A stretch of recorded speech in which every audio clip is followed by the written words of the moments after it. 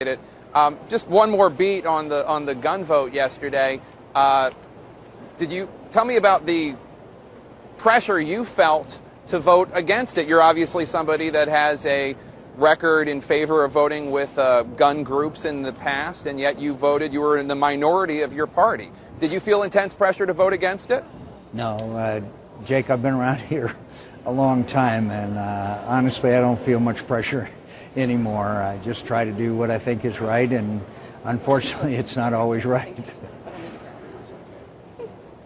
Here, I want to play for you some sound from President Obama. He was very angry in the Rose Garden yesterday. But instead of supporting this compromise, the gun lobby and its allies willfully lied about the bill. Willfully lied about the bill. You know, Washington's an odd town, as both you and I know. People don't often use the L word for some reason. They don't often accuse people of lying. Were you surprised that President Obama said that? And is it true? Were gun groups lying about the bill? I'm not sure about that because, frankly, I didn't pay a great deal of attention. I'm very familiar with the issue, but I understand how the president felt very strongly. He was in Newtown. He feels the suffering of the families, and I can certainly understand, given his point of view, why the president got somewhat emotional. By the way, I'm joined by my friend Senator Schumer, that a lot of people may not remember. Back in the 18th century, Senator Schumer was the author of the Brady Bill, one of the first bills that brought of gun control. Right, he applied to bows and arrows. There you go.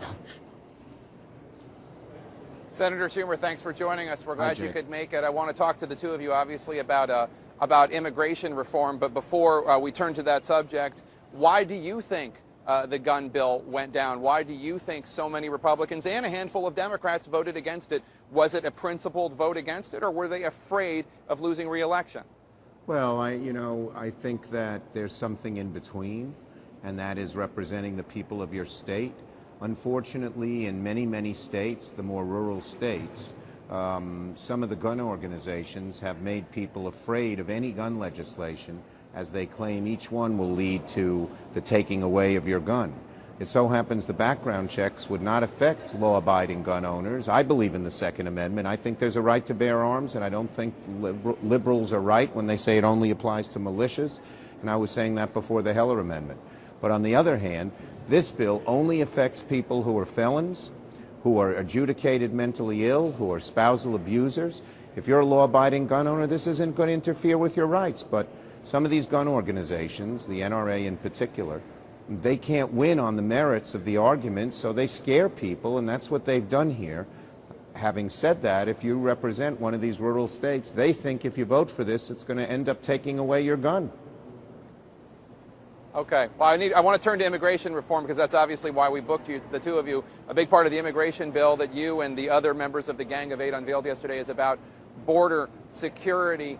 Some people are very skeptical that this actually would beef up border security in any substantive way, Senator Schumer. Can you understand why they're skeptical? There have been so many promises in the past about securing the border that have not come through.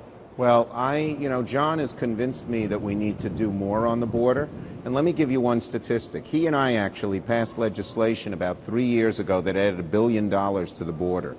And in many places, particularly the very busy Tucson sector, the effectiveness rate was 68%. After that $1 billion, it went up to 82%.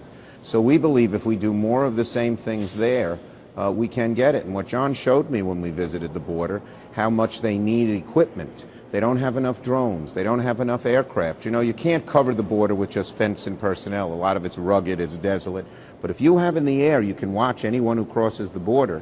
You can catch them 50 or 75 miles inland. So we can do better on the border, and the American people are demanding it. My view is that most Americans will be for a fair, balanced, common-sense approach to legal immigration and the 11 million living in the shadows, but only if they believe that we'll secure the border and not have a third wave of illegal immigration.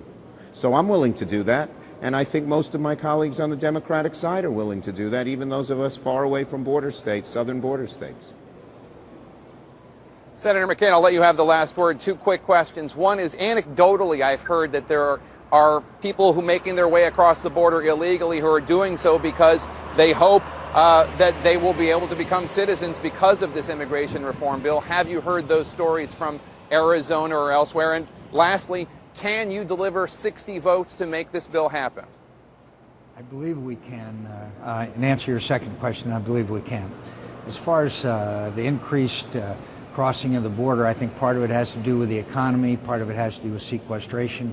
Anyone who came after December 31st, 2011 will not be eligible for this legalized status and eventual path to citizenship. I want to thank Chuck Schumer for coming to the border and seeing it, and seeing the immensity of the problem, and frankly being an advocate for Arizona and border control.